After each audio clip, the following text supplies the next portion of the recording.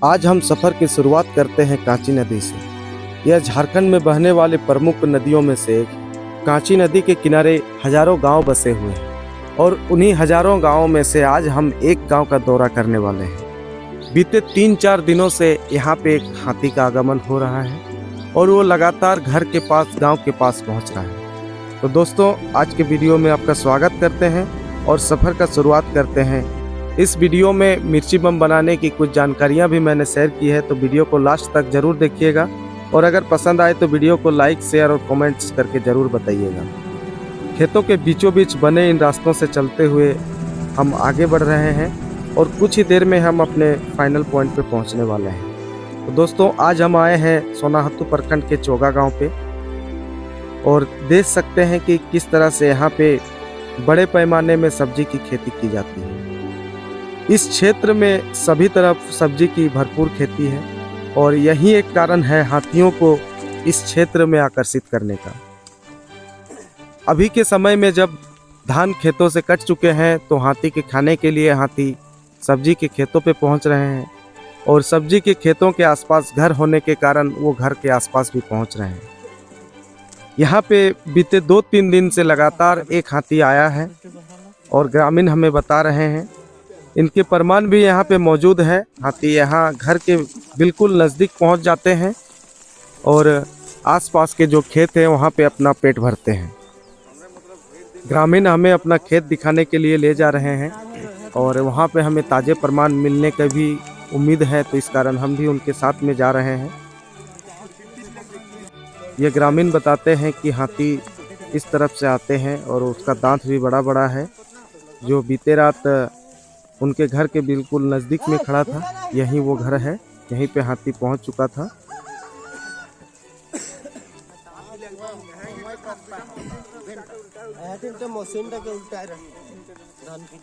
यहीं पे नज़दीक पे एक खेत पे हमें हाथी के फुटप्रिंट मिले हैं, तो हम इसे नोट करने वाले हैं और इससे हमें आगे कभी भी किसी भी हाथी का फुटप्रिंट लेके अंदाज़ा हो सकता है कि वो कौन सा हाथी है। पहले हम फटाफट से इसका फुटप्रिंट ले लेते हैं और उसे नोट डाउन करने के बाद में फिर वीडियो पे आगे बढ़ते हैं। काफ़ी सारे ग्रामीण भी हमारे साथ में हैं। यहाँ जो फुटप्रिंट मुझे मिले ये थोड़े से अलग थे, क्योंकि यहाँ पे एक ही फुटप्रिंट में 2 तरह के फुट मार्क थे जो थोड़े से अजीब लग रहे थे। अक्सर मैंने इस तरह से देखा नहीं, तो मैंने सोचा कि और कुछ फुटप्रिंट को खोजा जाए ताकि इस हाथी के बारे में थोड़ा सा और जानकारी जुटाया जा सके, क्योंकि ये जो झुंड है, इस झुंड को मैं तकरीबन 2 से 3 साल से देख रहा हूँ और इस झुंड के बहुत से हाथियों का फुटप्रिंट मेरे पास में है और अक्सर अलग घूमने वाले जो नर हाथी है उनके फुटप्रिंट मैं लिया करता हूँ। जब भी मैं किसी निरीक्षण के लिए या क्षेत्र भ्रमण के लिए जाता हूँ तो उसका फुटप्रिंट भी नोट कर लेता हूँ। इस कारण एक अंदाज़ा रहता है कि कौन सा हाथी कहाँ पे विचरण कर रहा है। फुटप्रिंट से हम काफ़ी कुछ अंदाज़ा लगा सकते हैं और उसके व्यवहार के बारे में भी अंदाज़ा लगा सकते हैं। तो हम पगमार्क को खोजते खोजते अब काफ़ी दूर आगे बढ़ चुके हैं। ग्रामीण हमें नए नए फुटमार्क दिखा रहे हैं जो बिल्कुल ताज़े हैं और आज रात ही यहाँ से हाथी गुजरा है। तो यहाँ पे आप देख सकते हैं यह एक तरह का नहीं है, ये दोनों फुटप्रिंट अलग है जबकि हाथी एक है। एक पगमार्क जो है वो थोड़ा सा बड़ा है और एक छोटा है। मैंने ऐसा एक हाथी देखा था जिसे क्षेत्र के लोग लंगड़ा हाथी के नाम से जानते थे। उसका एक पैर थोड़ा सा पतला था। जो बात मैंने लोगों के साथ में डिस्कस किया और उन्हें पूरा मामला समझाया तो लोग भी जान गए कि ये वही हाथी है जो विकलांग की तरह दिखता है।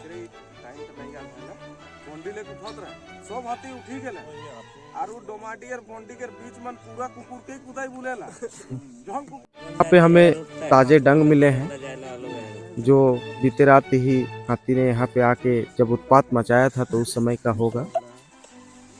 यह जो क्षेत्र है ये क्षेत्र कृषि क्षेत्र है और यहाँ पे सब्जी की खेती बहुतायत में की जाती है।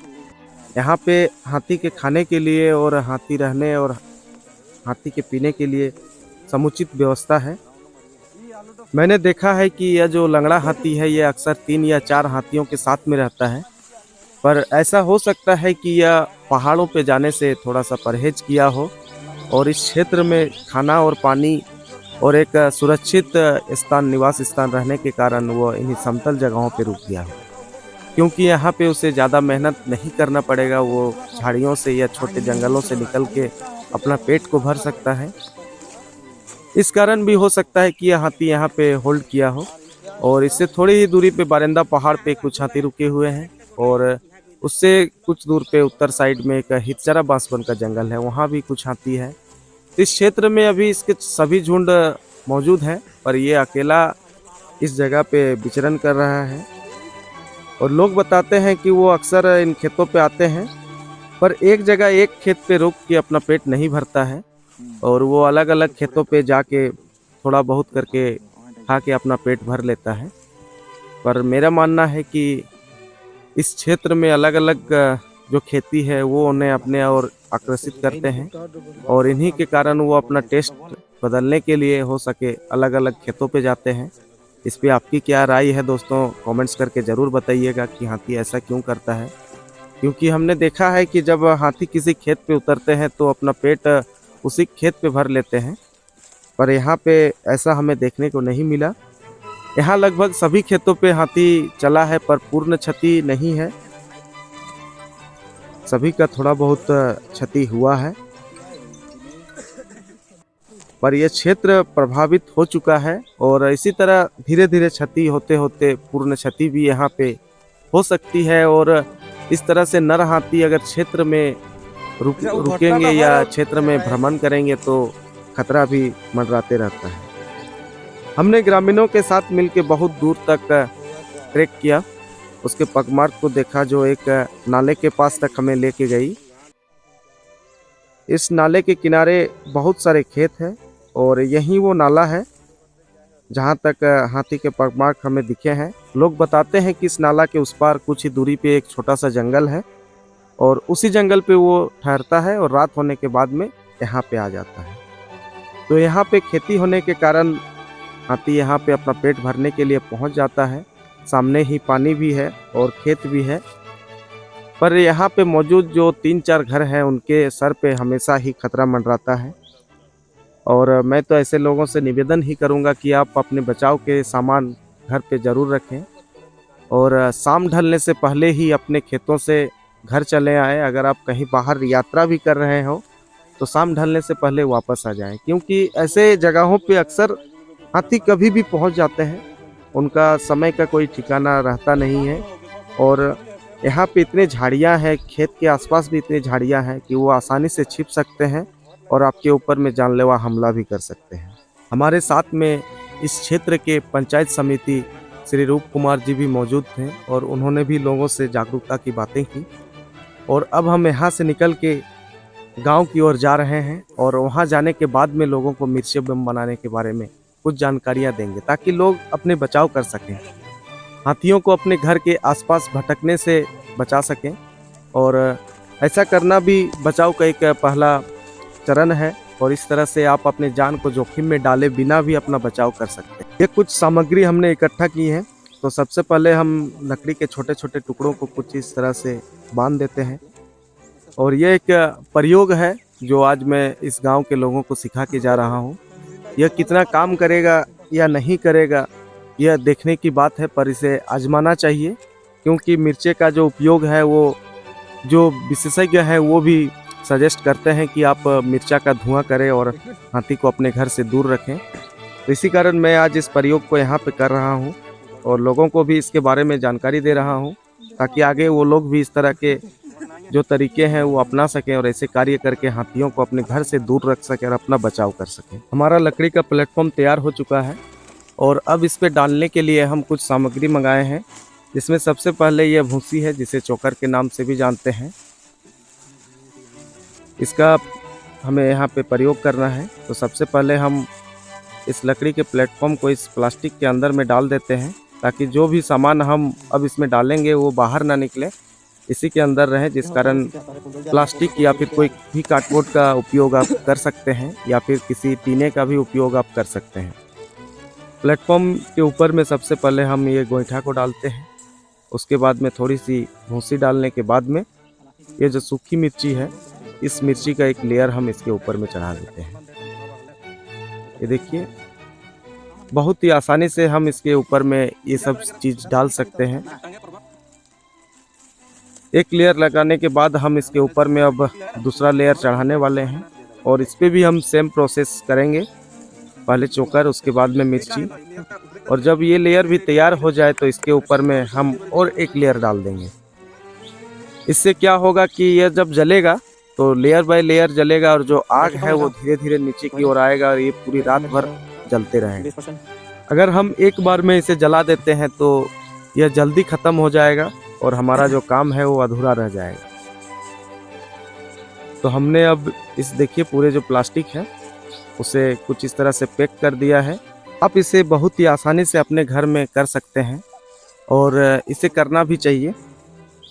अगर इस तरह के जुगाड़ लगा के आप रात को हाथी से अपना बचाव कर पाएँ तो वो सबसे बड़ी बात होगी, क्योंकि इसमें जान की जोखिम नहीं होती है। इसे आप किसी भी सुरक्षित जगह पे टांग दें तो ये पूरी रात भर चलती रहेगी और इससे जो धुआं निकलेगा उस धुएं से जो खरखराहट होगी उससे हाथी आपके घर से दूर रहेंगे। तो चलिए इसे अब हम तार से बांध देते हैं ताकि यह अपने जगह पे फिक्स रहे। इसे हम कुछ इस तरह से तार से बांध दिए हैं।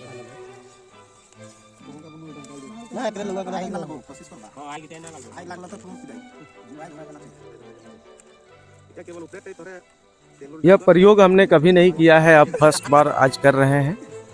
तो आप भी अपने घरों पे यह ज़रूर आजमाएं और कमेंट्स करके ज़रूर बताएं कि यह किस तरह से काम करता है और क्या इससे हाथी दूर रहते हैं या नहीं रहते हैं, इसका क्या प्रभाव क्षेत्र पे पड़ता है। इन सारी बातों को आप कमेंट्स करके ज़रूर बताएं। थोड़ी मेहनत के बाद में हमने अपना यह जो जुगाड़ है ये पूरी तरह से तैयार कर लिया है। ऊपर वो आराम से धीरे धीरे धीरे धीरे जोरी न तो निकलो भाई करे इटाके लेज कोन कहां टाइम कोन देखाई दे कोतना देरी चलेला का एक बार इके टाइम ना आरो अगला बार आरो कुछ टाइम बदलाव करे हो हिसाब से टाइम कोन टाइमिंग तो एक बार हमरा के बता बागा कोतना देरी करे के चललो पूरा धर लोग ना नहीं धर लोग बाड़ी ले कोनो सी दे दबा हां देखने चला है এখন নাই मेरा डोल माने हम आधार हो তোকে লাগে না কি আইকে দিয়া না এ মানে যখন তোরে লাগে লাগে ভাই हमरे निदाम 7 बजे आ रहे हां 7 विशेष दूरो नहीं तोरे अपन घर के बचाव के खातिर এখন ইয়াস बसले कहूं देखन देखबा ना ठीक लाग नहीं बसले का इफेक्ट है ना ओ मां। तो साथियों आज का वीडियो हम यहीं पे समाप्त करते हैं और आपको अगर वीडियो पसंद आया हो तो वीडियो को लाइक और शेयर ज़रूर करें। और अगर आप इसी तरह से जंगल और जानवर से जुड़े हुए वीडियोस देखना पसंद करते हैं, हाथियों के बारे में जानना पसंद करते हैं, तो इस चैनल को सब्सक्राइब ज़रूर करें।